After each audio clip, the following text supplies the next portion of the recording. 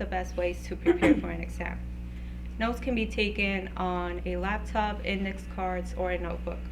There are different ways to take notes. And while some of them might work for you, they might not work for others. So you have to find a note taking strategy that works for yourself. Another thing that I find really helpful is when I label and date all of my notes because everything is easier to find. The benefits of taking notes are that they help you remember the material and they help you create a study guide. The last way to maintain good grades based on effort is to read the textbook. And you don't need to buy a new textbook, you can just rent it. I usually rent mine on Amazon or Textbook Solutions because it's a lot cheaper. Now, why you should read the textbook? The textbook gives you a different perspective on the subject, and most of them give you a problem and the solution at the end of each chapter, so you can test yourself. When you're reading the textbook, make sure you're not in front of the TV or listening to music because there's a good chance that you're not focusing 100% on the textbook. Getting and maintaining good grades is hard but not impossible. Your college grades are affected by the amount of effort you put in. Showing up to class, participating, taking good notes, and reading the textbook are ways that will help you succeed in college. And next, Blessing will give you helpful tips on how to ask for extra help.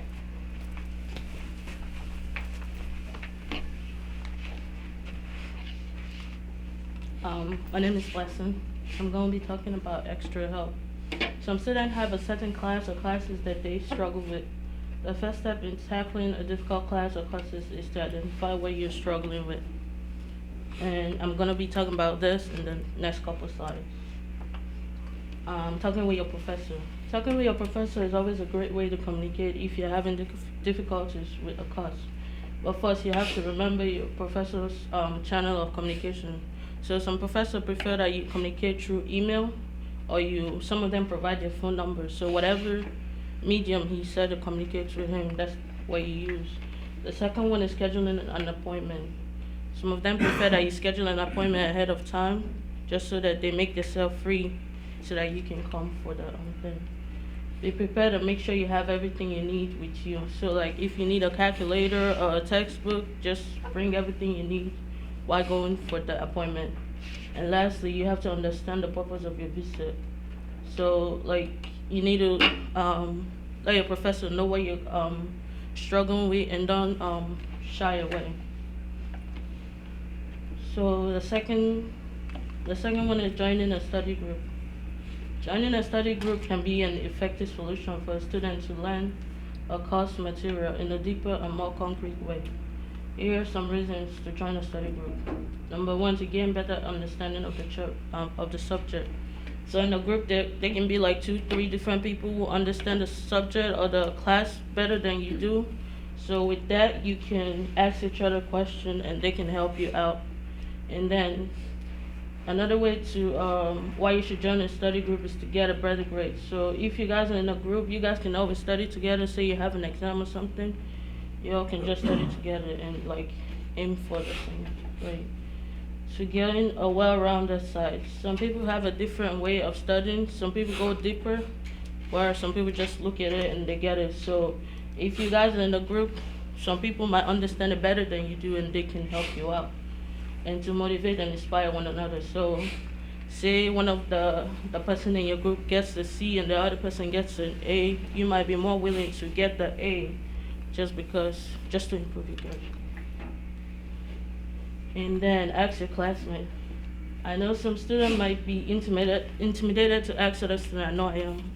I don't talk much, so it's really hard for me. But don't be scared to ask for help when you really need it. First, let your classmate know what classes you're struggling with. So just let them know.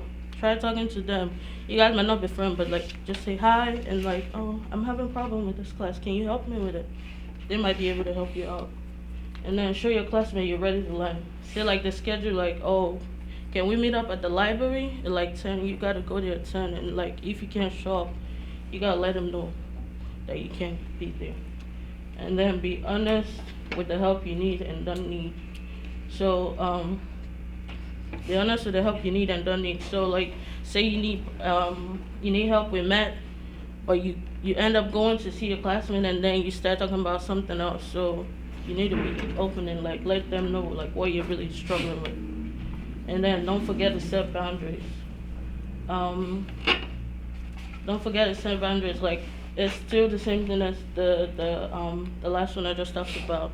So like don't go there and start talking about something else when you really know what you need and like what you can afford. And then lastly, consider tutoring. It helps with getting a better GPA. So like tutoring, like we have that here on campus at the library. So you can go like say you're having problem with math. Me, I know I always go there and ask for help. There's somebody always there to help you out, and that can help you study better and bring up your GPA. And then it improves academic performance. That's the same thing as GPA too. So like going to the library, asking them for help, and that can improve your academic performance. It improves your attitude towards learning in school. So like I know that since I started going to tutoring, I'm more eager to learn. Like I go to the library, even when I don't have time, I try to make out time to go there and study as much as I can. And then it improves your work and study habits, which is what I just explained. And then tips. Don't take the help that is rendered by others for granted. Seek out help when you really need it. And also try finding out the problem first before asking for help.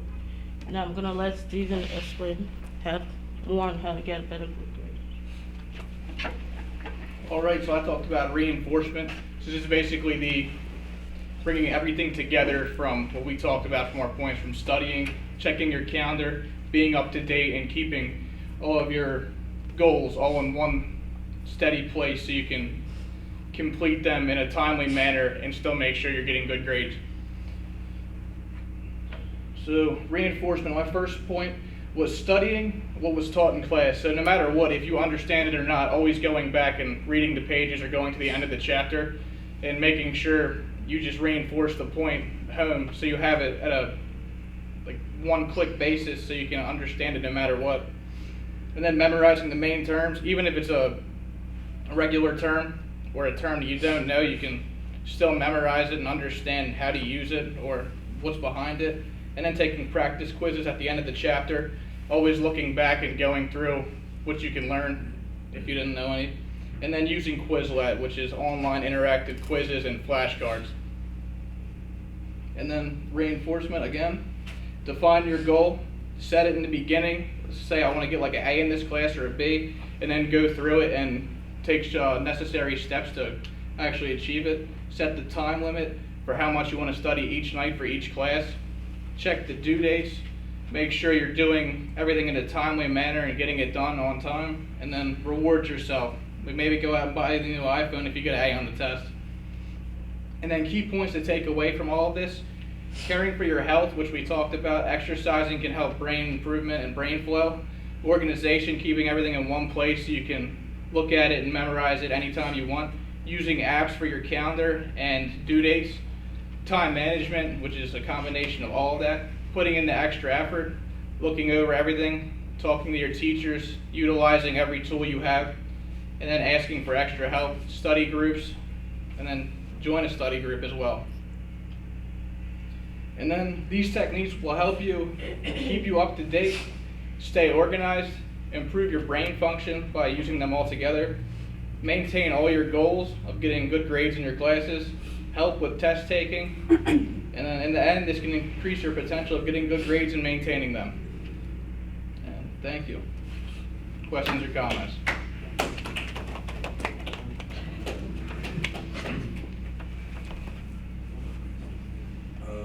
As far as like tutoring, you said, what if like your time doesn't permit the tutor like on school? Do you know if like any online tutoring? Huh? And what if your like schedule doesn't permit for like school tutoring? Do you know like where else you can get tutoring from? I think they have like couple online tutorings if you wanted to do that, but I don't think they have it here at Golden Beacon. Okay. Yeah, like there probably are definitely some things you can get online. I know there's an app called Math App. I don't know if anybody's ever used it, where you like take a picture of the problem and it'll solve it for you, but you can also see the steps on how it asks you to solve it. That's just with math in particular. Yeah. But there probably are definitely some online things you can do if it doesn't work out for your schedule. Like I know you said you're a real estate agent, so I know how busy you are all the time. So online tutoring could definitely be something you might want to consider. There's also one called Khan Academy. I don't know if you've heard about it. You can use that too. My teacher told me about it. In the beginning, you said like you need to get like a good amount of sleep. What, like how many hours is like an ideal? Probably like 6 or more hours of sleep. I think anything under 6 hours of sleep is like kind of, I mean, you might not feel completely drained. Like I probably get like 5 to 6 hours of sleep every night, and it's fine for me. But I know like your average amount of sleep is probably from like 6 to 8 hours.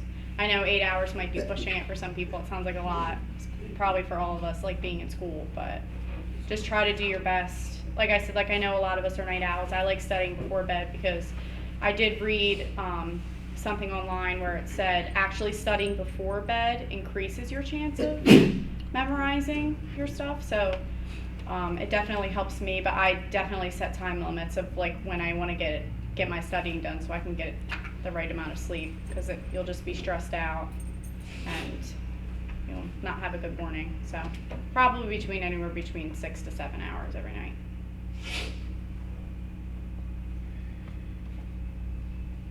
Yes. Okay.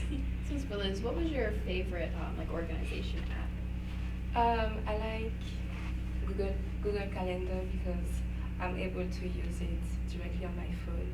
So whenever you have an exam or just something to do at home, you can just put it on your app, so you can, the app can remind you 5 minutes or 30 minutes, depending on how important the task is in your schedule. So I really like Google Calendar. You said to exercise for 30 minutes.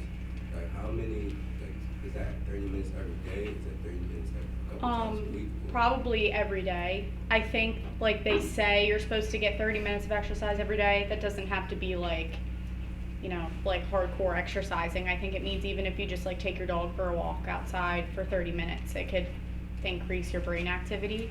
I know like a lot of people are athletes in here, so they're already naturally getting that by practicing and doing that. So, but you could just, whatever helps. Maybe if you exercise once a week, that can always still, that one time, help with things. So whatever works for your schedule. Sure. Alright, so you were saying earlier to do what makes you feel happy. Yeah. How would that work into, because you're like gonna still go to the movies. Yeah. Even though I know that I'm like a day away from finishing my project, I was procrastinating. Yeah. It's just like it's better to go to movies. How can I combat that? So basically, I put this in the slide because there will be some times when I'm like, I have to choose between studying or doing something else that I'd rather do, and sometimes I'm just like, I'm not going to study, I'm going to do what I want to do because that's what's going to help me. Ultimately, when I'm done that, I feel motivated that I still have time to do it. It's kind of all about procrastination. Like if you do procrastinate, obviously if it's due in 12 hours, then you don't really have enough time to do that. But I think ultimate happiness is just to choose what you want to do. Like I said, the movies, for example. Like if you want to go to movies with your friends, then do it. But you just have to set kind of time limits for yourself. Like don't force yourself to do anything that you don't want to do. In a different perspective, like people who are starting new diets, they're like, oh, I hate this, like I don't want to do it, and then it just kind of completely kills it and it's over with. So it's like, I feel like you shouldn't make school or studying, you shouldn't use that same mentality for that. So I don't make myself hate studying because I don't force myself to do it if I don't want to at that particular time or moment, kind of. So. What are all the ways to cope with stress throughout the school year? I would say exercising for me is definitely something that helps cope with my stress because it's just I'm focusing on bettering myself and I'm not really thinking about school at all when I'm exercising. I would say maybe some other things. Like I like to go get a manicure and pedicure. Like, I don't know, it's different for everyone. So, I You mean, can maybe like watch a movie or something. Or you Just can do just- something that you know that makes you happy. I love to cook, so it's sometimes that helps me calm down. And stuff. Or you can just spend more time with your friends. That will help you reduce the stress, or just go out, do something fun, so you can relax and stop thinking about your homework or your quiz coming. Or maybe just go shopping. yeah, I was gonna say shopping. Because the That's my money is fave. spent, the less you stress. This one's for Steven. Since you summarized all of them, in your opinion, what's the most effective way? Probably time management. Always making sure you don't wait the night before and give yourself enough time to finish something. Any more questions today? Okay, thank you Thank guys. you.